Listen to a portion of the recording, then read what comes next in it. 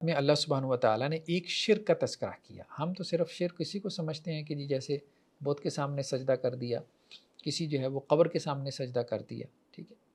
شرک صرف یہ نہیں ہے کہ بت کے سامنے سجدہ کر دیا یا قبر کے سامنے جو ہے وہ انسان لیٹ گیا۔ شرک کی کئی قسمیں ہیں، قرآن جس کی طرف اشارہ کرتا ہے، اور بعض اوقات بہت سے لوگ جو اپنے آپ کو موحد سمجھتے ہیں کہ وہ بڑے توحیدی ہیں، وہ بھی شرک کی ان قسموں میں مبتلا ہو جاتے ہیں۔ تو شرک کو قرآن سے سمجھنے کی ضرورت ہے۔ اس پہ ہم نے علیحدہ سے کچھ ایپیسوڈ ریکارڈ کروائے ہیں۔ قرآن میں جو شرک ہے، اس کی جو کیٹیگریز، اس کی جو اقسام ہے، فرمایا لوگوں میں سے وہ بھی ہیں من یتخذ من دون اللہ اندادا، جنہوں نے اللہ کے علاوہ کچھ معبود بنا لیے۔ اب وہ معبود، ان معبودوں کو وہ کیا کرتے ہیں؟ ان کے کچھ سجدے کر رہے ہیں، کیا کر رہے ہیں؟ یحبونہم کحب اللہ، ان سے وہ محبت کر رہے ہیں جیسے اللہ سے محبت کرنی چاہیے۔ یہ ہے شرک فی المحبت، یعنی کسی چیز کی محبت جب اللہ کی محبت سے بڑھ جائے۔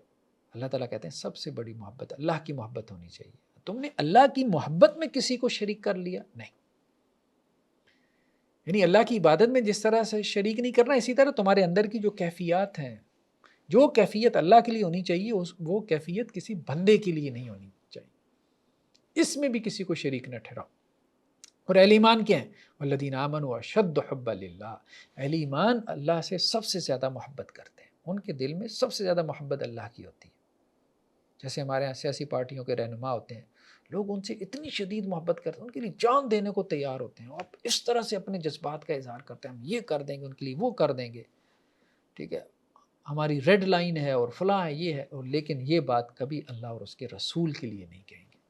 بدقسمتی ہے، حالانکہ یہ باتیں اللہ اور اس کے رسول صلی اللہ علیہ وسلم کے لیے ہونی چاہیے تھی۔